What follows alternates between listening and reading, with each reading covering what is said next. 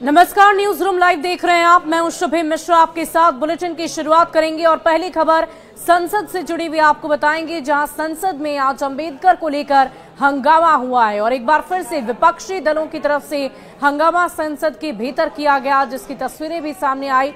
आपको बता दें कि अलग अलग मुद्दों को लेकर लगातार सत्ता पक्ष और साथ ही साथ विपक्ष अपने अपने मुद्दों को सदन के पटल पर रख रहा और इसी बीच कांग्रेस सांसदों ने कांग्रेस संसदीय दल कार्यालय में बैठक की और इसमें संसद में डॉक्टर BR अम्बेडकर पर केंद्रीय गृह मंत्री अमित शाह की टिप्पणी के मुद्दे को सदन में उठाने की रणनीति पर चर्चा हुई। कांग्रेस सहित विपक्षी सांसदों ने अमित शाह पर अम्बेडकर का अपमान करने का आरोप लगाया, जिस पर केंद्रीय मंत्री अर्जुन राम मेघवाल ने कहा कि कांग्रेस का अपमान करने का इतिहास रहा है, आज ये ढोंग कर रहे हैं। हंगामे के कारण लोकसभा की कार्यवाही दोपहर 2 बजे तक के लिए स्थगित कर दी गई। राज्यसभा में भी अम्बेडकर के मुद्दे पर विपक्ष ने हंगामा किया, जिसके बाद राज्यसभा की कार्यवाही को दोपहर 2 बजे तक के लिए स्थगित कर दिया गया है। तो तस्वीरें हम आपको दिखा रहे हैं। विपक्ष के तमाम नेता आपको नजर आ रहे होंगे, प्रियंका गांधी नजर आ रही होंगी और संसद के बाहर विपक्ष की तरफ से अंबेडकर की तस्वीर को लेकर जोरदार हंगामा किया गया है। तो इसी बीच सत्ता पक्ष का यह बयान आया है कि कांग्रेस अपमान करती है और ढोंग करने का आरोप भी कांग्रेस पर लगा है। आपको बता दें कि डॉक्टर अम्बेडकर पर केंद्रीय गृह मंत्री अमित शाह ने टिप्पणी की, जिसके मुद्दे को सदन में उठाने की रणनीति पर विपक्षी दलों की तरफ से पहले ही तैयारी की जा चुकी थी। साहब का अपमान किया है। जब बाबा साहब जिंदा थे तो उनका तिरस्कार किया है। इन्होंने तो कांग्रेस पार्टी ने तो अपने ऑफिस में बाबा साहब का फोटो लगाने के लिए भी मना कर दिया था।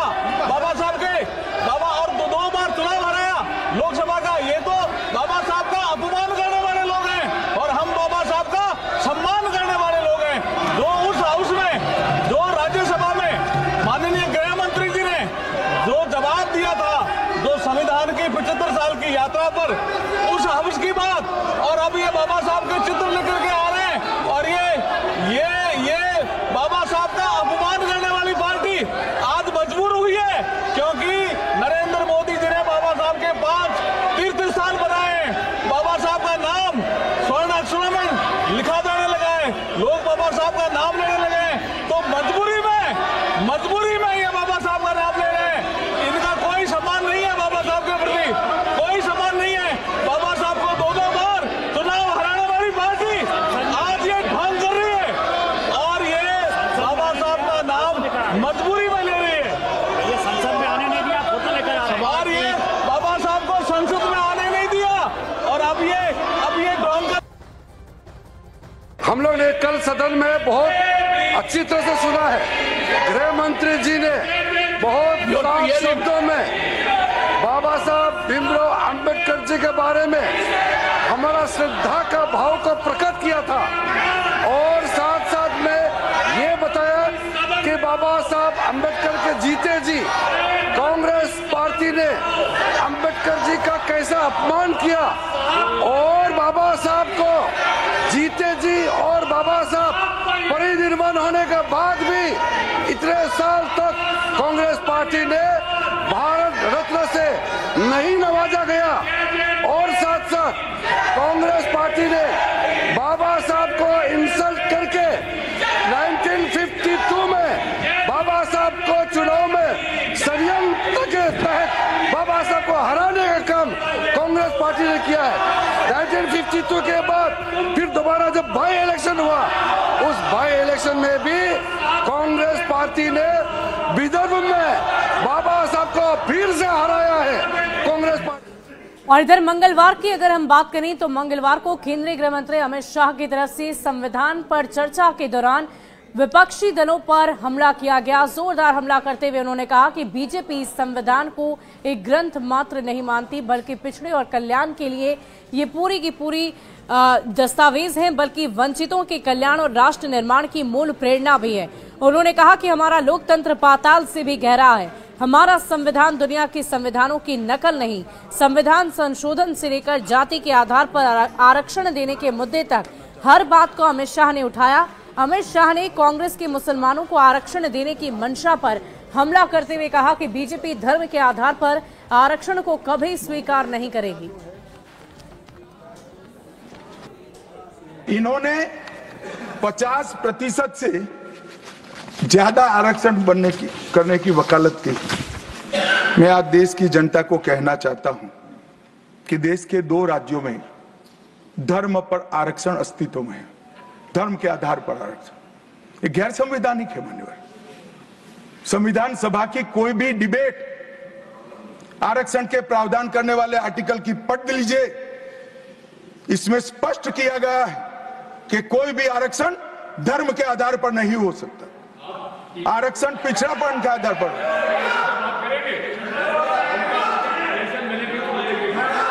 मान्यवर, मगर दोनों राज्यों में जब कांग्रेस की सरकार थी तब धर्म के आधार पर आरक्षण दिया। अब क्या हुआ है, सुप्रीम कोर्ट में रुक जाता है क्योंकि 50% की सीमा वो ओबीसी का कोई कल्याण नहीं चाहते हैं। 50% की सीमा बढ़ाकर मुसलमानों को आरक्षण देना चाहते हैं। मानिए धर्म के आधार पर आरक्षण देना चाहते हैं। और मैं आज फिर से एक बार इस सदन में जिम्मेदारी तब के साथ कहता हूं, दोनों सदन में जब तक भाजपा का एक भी सदस्य है, धर्म के आधार पर आरक्षण हम नहीं होने देंगे। इस संविधान विरोधी मान्यवर, मैं अब कांग्रेस पार्टी ने कभी धर्म के आधार पर आरक्षण अरे दिया है।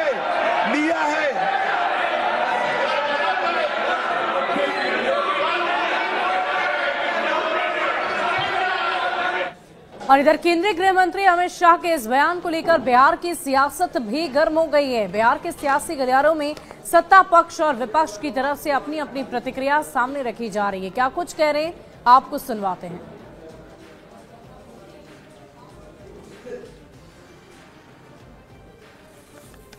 संविधान, ये देश संविधान से चलता है, तो ये मेन उद्देश्य इन लोगों का यही है कि संविधान हम बदल दें। तो इसी की लड़ाई है जो संविधान से देश चल रहा है और सारे स्टेट अपना मालिक होता है। तो ये स्टेट के हिसाब से लोग अपना काम करेंगे, तो इसमें कहीं भी रुकावट नहीं होनी चाहिए। देखिए, गृह मंत्री हैं, बीजेपी के नेता हैं, कुछ भी बोलने के लिए स्वतंत्र हैं, लेकिन ज़्यादा प्रसन्नता तब होती जब वो मणिपुर में जारी हिंसा को रोकने की बात कहते। उनकी सरकार वहाँ भी है, केंद्र में भी है, फिर भी लगातार 1.5-2 साल से लगातार हिंसा हो रही है। मूलभूत समस्याओं पर कुछ बोलने और दावा करने के बजाय सिर्फ सांप्रदायिकता की बात को बार बार दोहराना, ये बीजेपी के नेताओं के आदतों में शुमार है। नहीं, देखिए, हमारे संविधान ने इस बात से रोका है कि धर्म के नाम पे आरक्षण नहीं होना चाहिए।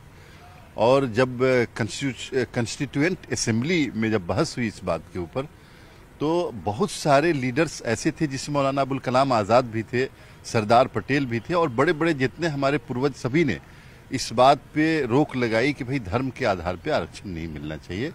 तो ये तो बिल्कुल सही है, और कोई भी नहीं चाहता है कि धर्म के आधार पे आरक्षण हो। देखिए, ये पूरे देश का 140 करोड़ के देश में इस बात को, लोकतंत्र को मजबूत रखने के लिए ये आवश्यक है कि धर्म के आधार पर आरक्षण नहीं होना चाहिए। आप देखते हैं कि कुछ लोग अपना धर्म बदल लेते हैं, बोलते हैं संविधान में मेरा अधिकार है कि हम धर्म बदल सकते हैं, और ऐसे फासिस्ट लोग इसका समर्थन कर देते हैं। और अगली खबर आपको खेल जगत से बताएं, जहां भारतीय क्रिकेटर आर अश्विन ने अंतर्राष्ट्रीय खेल से संन्यास ले लिया है। इस वक्त की बड़ी खबर आपको बता रहे हैं, आर अश्विन ने संन्यास लेने का ऐलान कर दिया है। आर अश्विन ने 106 टेस्ट में 537 विकेट लिए और टेस्ट में सबसे ज्यादा विकेट लेने वाले दूसरे भारतीय बन गए। लेकिन आर अश्विन ने अंतर्राष्ट्रीय क्रिकेट से संन्यास लेने का ऐलान कर दिया।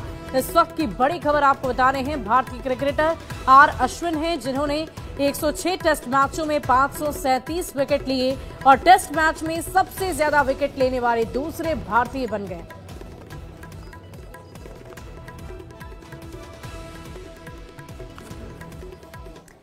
और इधर बिहार के मुख्यमंत्री नीतीश कुमार प्रगति यात्रा पर निकलने वाले हैं। यात्राओं का दौर एक बार फिर शुरू होने वाला है और इस यात्रा की शुरुआत 23 दिसंबर से होने जा रही है। और आपको बता दें कि इस यात्रा की शुरुआत वो चंपारण से करने वाले हैं। हमेशा की तरह आपको बता दें कि 23 दिसंबर से सीएम नीतीश कुमार प्रगति यात्रा की शुरुआत करेंगे।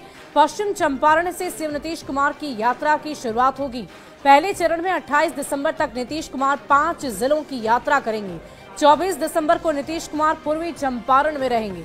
25 दिसंबर को क्रिसमस की छुट्टी रहेगी। 26 दिसंबर को नीतीश कुमार की यात्रा शिवहर और सीतामढ़ी होगी। 27 दिसंबर को मुजफ्फरपुर में नीतीश की प्रगति यात्रा होगी। 28 दिसंबर को वैशाली में पहले चरण की यात्रा का समापन होगा। और नीतीश अब तक के कार्यकाल में 14 यात्राएं कर चुके हैं। इस बार प्रगति यात्रा का मकसद जनता को बिहार की प्रगति के बारे में बताना है। नीतीश कुमार इस यात्रा में शराबबंदी के फायदे बताएंगे, महिला सशक्तिकरण की योजनाओं के फायदे गिनवाएंगे, स्वास्थ्य के क्षेत्र में सरकार के काम को बताएंगे और युवाओं को नौकरी और रोजगार देने की उपलब्धि भी बताएंगे।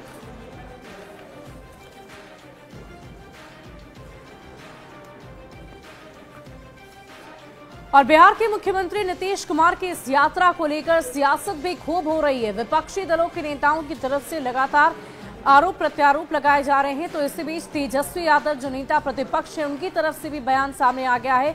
उन्होंने कहा कि एक ही पखवाड़े में बार बार यात्राओं का नाम बदला जा रहा है। कई बार महिला संवाद, फिर समाज सुधार और अब प्रगति यात्रा। सीएम नीतीश मानसिक रूप से अशांत हो चुके हैं। किसी भी यात्रा में नीतीश ने लोगों की समस्या का समाधान नहीं किया।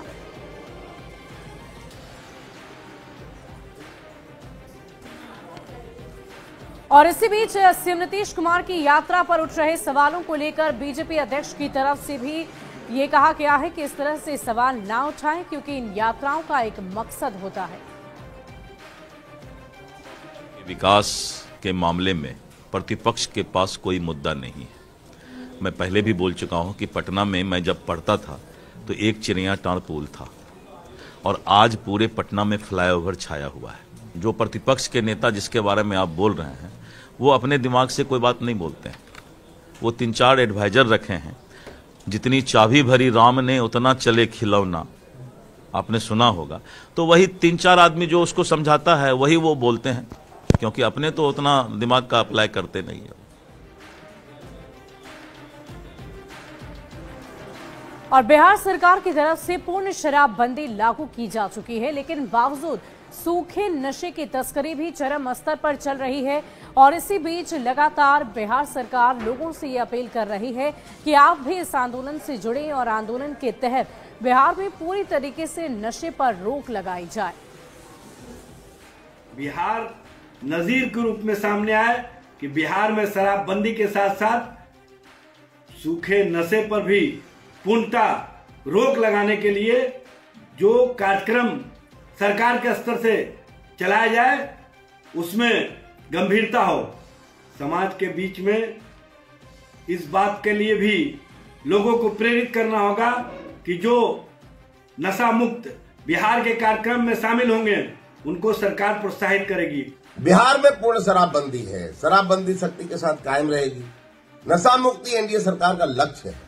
इसके लिए सरकार ने व्यापक रूप से जागरूकता अभियान भी चलाया है, क्योंकि लोगों को यह बतलाना जरूरी है कि नशा से उनका कितना नुकसान है। शराब और दूसरे तरह के नशा से तब तक मुक्ति नहीं मिल सकती जब तक लोग यह स्वीकार नहीं करेंगे कि नशा उनके विनाश का कारण बन सकता है। इसलिए सरकार दोनों स्तर पर काम कर रही है। नशा मुक्ति समाज सुधार का कार्य है और इसके लिए समाज का सहयोग भी अपेक्षित है। शराबबंदी और नशा मुक्ति के लिए जन आंदोलन की जरूरत है। बिहार में प्रशासन और कानून पूरे मुस्तैदी के साथ अपना काम कर रही है। हमें लगता है कि हमें अपने परिवार, गांव, समाज के लोग को भी नशे के खिलाफ खुलकर बातें करनी चाहिए और अपने जो नए पीढ़ी है, बच्चे, युवा, सबके सामने इस चीजों पर खुलकर बात करनी चाहिए।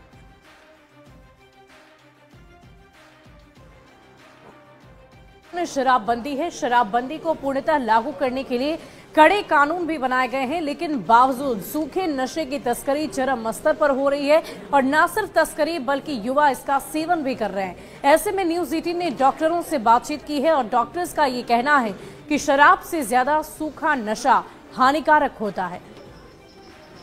चीज का अति होना बहुत ही खतरनाक है।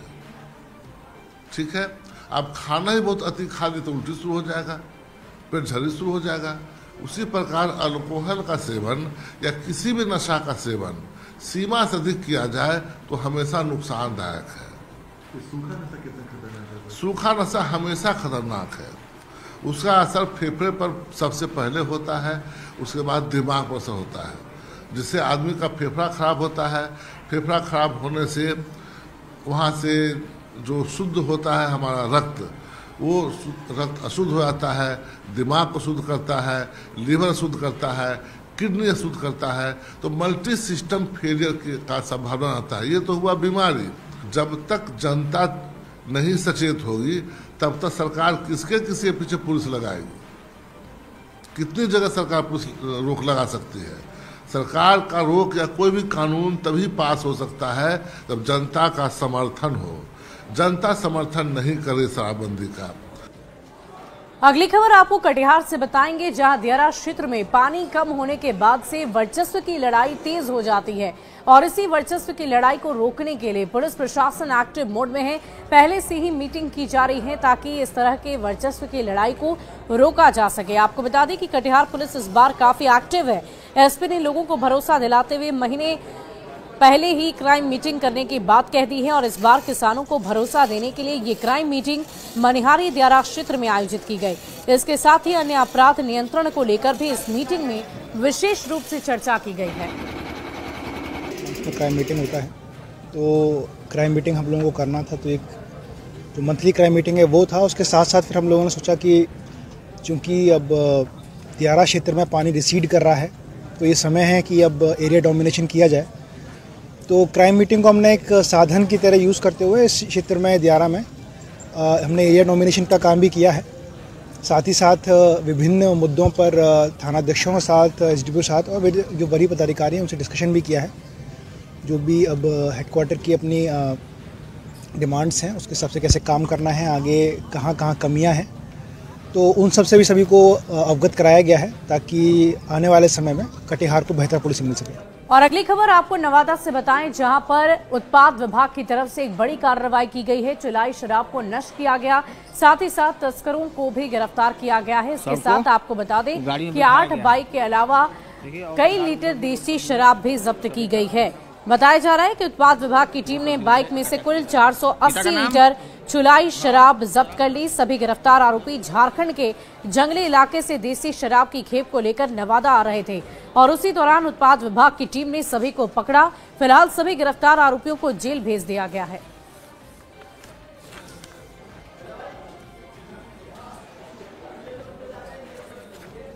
अगली खबर राजधानी पटना के दानापुर से आपको बताएंगे, जहां पुलिस की तरफ से टॉप 10 अपराधियों में शामिल गोविंद कुमार को गिरफ्तार कर लिया गया है। आपको बता दें कि पुलिस लंबे वक्त से इंतजार कर रही थी गिरफ्तारी की और आखिरकार सफलता पा ली गई है।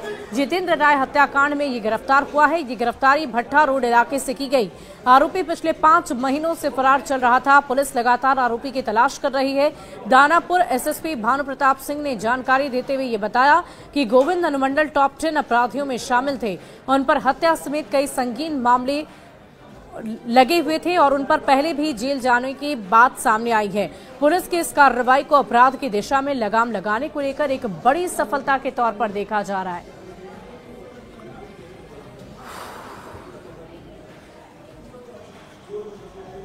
टॉप 10 अपराधी है जिसका नाम गोविंद कुमार सन ऑफ सुबोध शाह है, जो भट्टा रोड का रहने वाला है।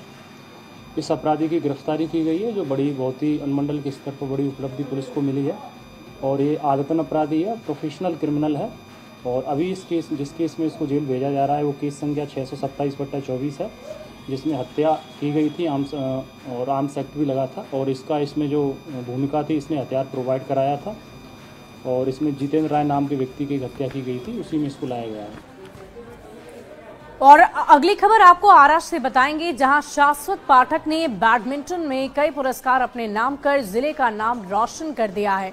आरा के रहने वाले हैं शाश्वत पाठक, जो पिछले कई दिनों से बैडमिंटन को लेकर अभ्यास भी करते थे और आखिरकार इनकी अभ्यास रंग लाई और अच्छे प्रदर्शन के साथ इन्होंने कई मेडल अपने नाम कर लिए।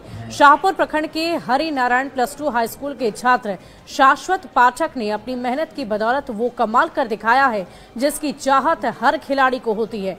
शाश्वत की इच्छा देश के लिए खेलने के साथ साथ ओलंपिक में मेडल लाने की है। शाश्वत के परिवार वाले भी आगे बढ़ने में उसे पूरा सपोर्ट कर रहे हैं।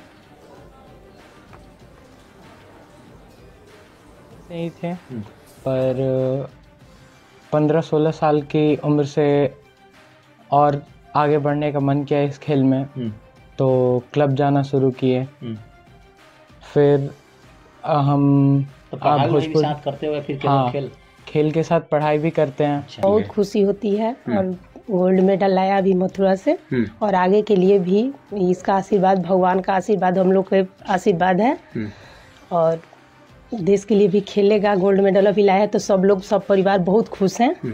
तो क्या पढ़ाई के साथ है, पढ़ाई के साथ ही कर रहा है और खेल रहा है, अच्छा खेल रहा है, अच्छा पढ़ाई भी करता है। गोल्ड मेडल बहुत खुशी हुई, और यह है मेरे सबसे बड़े भाई, इसके दादाजी जो हैं उनका बहुत इसके ऊपर आशीर्वाद रहा है। वैसे तो इसको बहुत वही करते थे, लेकिन खेल के लिए प्रोत्साहित करते थे। हम लोग सभी मतलब कि भाई और सब लोग इसको बहुत प्रोत्साहित करते हैं। हाँ, कम उम्र में इतना ही अच्छा चाहते हैं कि बहुत अच्छा करे, राष्ट्र के लिए, देश के लिए कुछ खेले। और फिलहाल इस बुलेटिन में अभी के लिए बस इतना ही, लेकिन न्यूज़ 18 बिहार झारखंड पर खबरों का सिलसिला लगातार जारी है।